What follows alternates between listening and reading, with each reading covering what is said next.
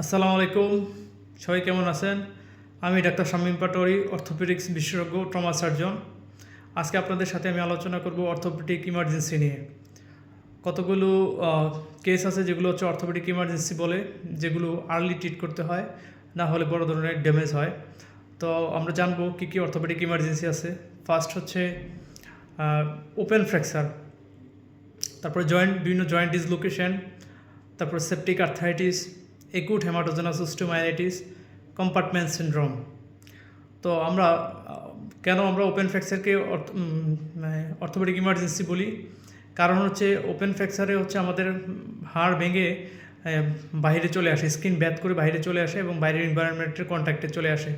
এতে বাইরে থেকে হচ্ছে জীবাণু হচ্ছে আমাদের বোনসে যায় এবং আমাদের বোনসের মধ্যে যায়, তারপর হচ্ছে ভিতরে যায়। তো যেটার জন্য হচ্ছে কি হয়, আমাদের বোনসে ইনফেকশন হয়।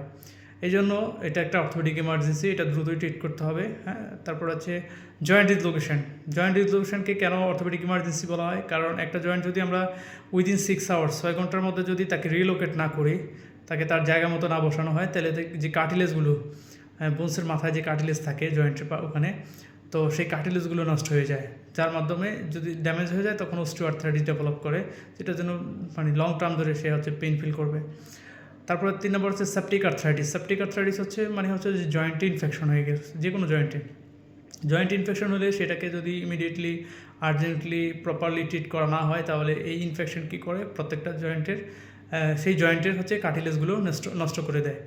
তারপর হচ্ছে একিউট হেমাটোজেনাস ওস্টিওমাইলাইটিস, যেটা সাধারণত জয়েন্টের পাশেই আমাদের বোনসের মেটাফেশিয়াল রিজনে হয়। সেখান থেকে ইনফেকশনটা যদি আমরা ওটাকে প্রপারলি আর্লি স্টেজে হচ্ছে ট্রিট না করি, তাহলে সেখান থেকে ইনফেকশন হচ্ছে জয়েন্টে স্প্রিড করে সেই জয়েন্টের কার্টিলেজগুলো নষ্ট করে দিয়ে আমাদের জয়েন্ট হচ্ছে যে আর্থ্রাইটিস ডেভেলপ করে, যেটার জন্য আমাদের পরবর্তীতে সারা জীবন ভুগতে হয়।